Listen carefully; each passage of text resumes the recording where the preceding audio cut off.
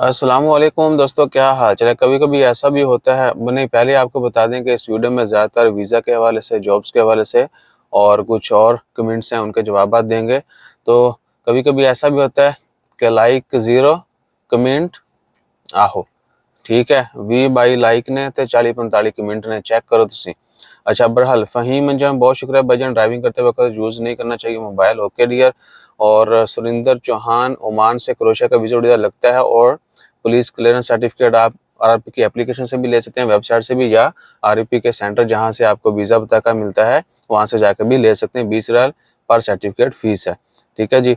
और क्रोएशिया का वीज़ा लग जाएगा, लेकिन क्या है कि वो लंबा चौड़ा प्रोसेस है, आसान नहीं है।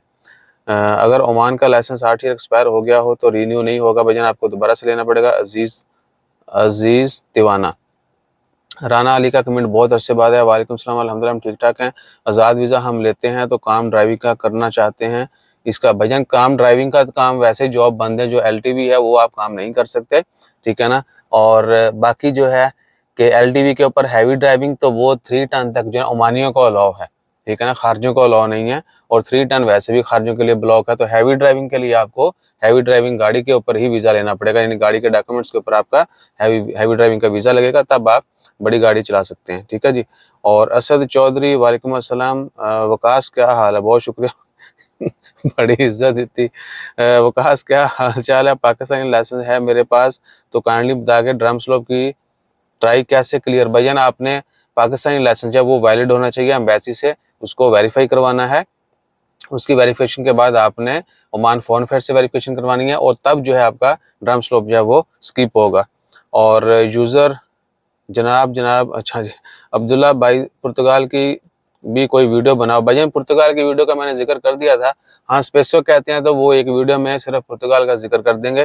पुर्तगाल का सिंपल है, जो हम काम करते हैं, जो हम आपको रिकमेंड करेंगे वो है कि आप कहीं से भी पूरी दुनिया से आप पुर्तगाल की फ़ाइल करवा लें, टैक्सेस पे करना शुरू कर दें, और 1 साल के बाद जो है आप जाके, या जैसे ही आपका नाम आएगा फिंगरप्रिंट के लिए आपने वीज़ा लेना है। वीज़ा इसमें शामिल नहीं होता, ठीक है ना। वीज़ा जैसे तैसे लेके आपने वहाँ पहुँचना है, फिंगरप्रिंट देनी है, आपको कार्ड मिल जाना है, टीआरसी।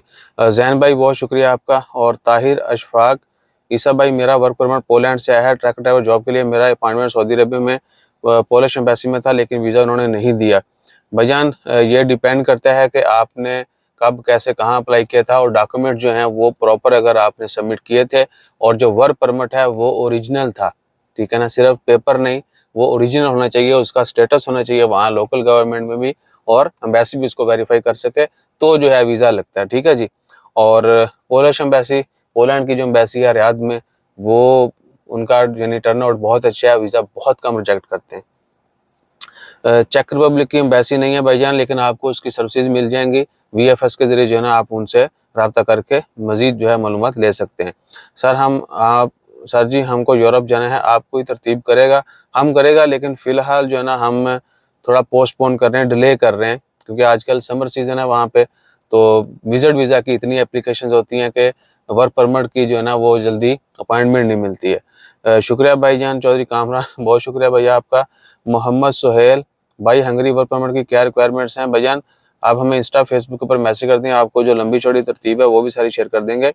और पूरी करो, ताकि अभी से वो पूरी करूं। आपकी मिनिमम जो है ना 1500 रियाल तक आपकी बैंक स्टेटमेंट होनी चाहिए, होनी चाहिए। और दूसरा क्या है कि अल्लाह आपका भला करे, एनओसी जो है ना वो होना चाहिए आपके पास, ठीक है जी। और बैंक स्टेटमेंट जो है ना आपने कोशिश करनी है कि 4 से 6 महीने में बनाए, ये नहीं कि यकदम पैसे डाले और आओ, मिनिमम ये इतने अरसे में बनानी चाहिए। एम अयाज, वालेकुम सलाम भैया, आपको बोला था बिस्मिल्लाह से वीडियो शुरू किया करो। अब आपके वीडियो के ऊपर जो है ना कमेंट के ऊपर मैंने पहले भी एक वीडियो बनाई थी, अभी भी बोल देता हूँ थोड़ा सा। जब मैं क्लिक करता ना रिकॉर्डिंग बटन, तो उस वक्त बिस्मिल्लाह पढ़ के करता हूँ, ठीक है। फिर जब आपसे मुखातब होते हैं तो फिर अस्सलाम वालेकुम से किया जाता है।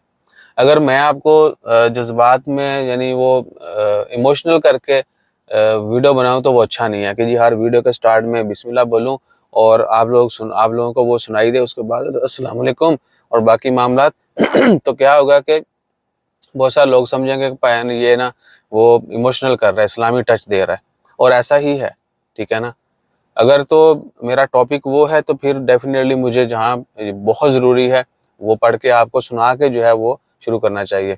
बहरहाल इसके ऊपर यानी मैं कोई लंबी चौड़ी तफसीलात नहीं बता सकता, लेकिन आपके कहने के बाद हर वीडियो शुरू करने से पहले, जिस तरह हम हर काम अच्छा काम करने से पहले बिस्मिल्लाह पढ़ते हैं, औज़ुबिल्लाह बिस्मिल्लाह, उसी तरह ये काम करने से पहले पढ़ते हैं, ठीक है। तो regular attendance Veera ji love from, बहुत शुक्रिया भाईजान स्पाइस पैरो। और कमेंट आपका कभी कभी आता है। उस्मान मुगल साहब का फाइनली आ गया जी, फिनलैंड की है, गुड जॉब ब्रो, फिनलैंड की है भाईजान, फिनलैंड की क्या पूछ रहे हैं आप अब?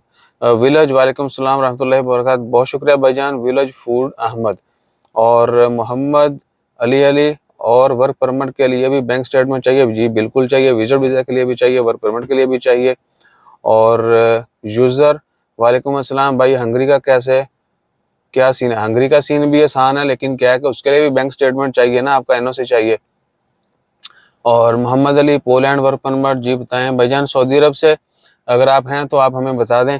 वर्क परमिट जो है ना आपने पहले अरेंज करना है, जिसके मर्जी लें, उसके बाद अपॉइंटमेंट लेनी है। सऊदी अरब में रियाद पोलैंड एम्बेसी रियाद में जो है सऊदी अरब में, वहाँ से अपॉइंटमेंट लेनी है और अपने दिन जो भी आपका अपॉइंटमेंट का दिन मिलेगा आपने जाकर डॉक्यूमेंट्स जमा करवाने हैं। उसके बाद क्या है कि अगर आपको कॉल आती है फिंगरप्रिंट की तो जाकर फिंगरप्रिंट देने हैं। उसके बाद आपका वीज़ा इशू हो जाएगा या रिजेक्ट हो जाएगा। और मज़ीद तफ़सीलात अगर हमारे से जानना चाहते हैं तो इंस्टा फेसबुक के ऊपर मैसेज कर दें, सेम नेम की आईडी है। और आपका नंबर नहीं मिलेगा जी। 6:30 हो गए ने। अच्छा, और क्या है ओमान की खबरों में?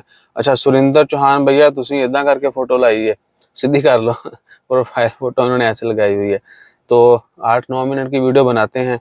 उसके बाद जितने भी दोस्त अब आप भैया देखिए यूरोप जाना चाहते हैं, किसी मुल्क जाना, इवन थाईलैंड मलेशिया जो है ना, उनकी भी जनरली जनी जो कानूनी तौर पर उनकी भी रिक्वायरमेंट है बैंक स्टेटमेंट की, ठीक है। तो यूरोप, अमेरिका, बाकी मुल्कों के लिए तो होगी ना, थोड़ा सा समझा करें चीज़ों को। और बहुत सारे लोगों के मलेशिया का वीज़ा रिजेक्ट हो जाता है, सिंगापुर कर देता है, थाईलैंड का वीज़ा आपके एक बड़े अच्छे टिकटॉकर का जो है ना वो रिजेक्ट हुआ है, चेक करो। उसने टिल लगा लिया जी मैं व्लॉगर हूँ, उन्होंने बोला खली बल्ली तुम चीटिंग करते हो।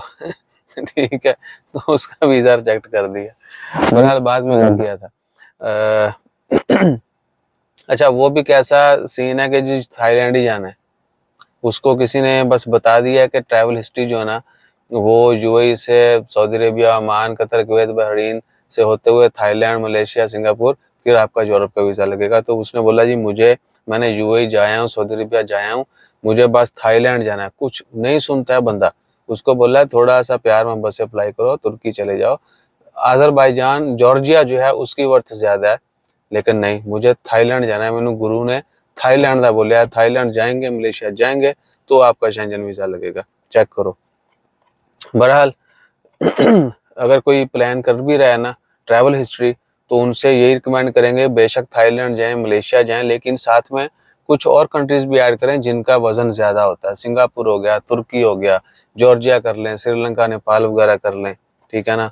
और बहुत पैसे लगाने हैं, इंडोनेशिया चले जाएं, फिलिपीन चले जाएं, यानी आपने टूरिस्ट बन के दिखाना है, ठीक है ना, फिर अगले रास्ते खुलते हैं। तो वीडियो हो गई जी 8:40 की, अपना ख्याल रखिएगा, दुआ में याद रखिएगा। जज़ाकल्लाह, अल्लाह हाफिज़।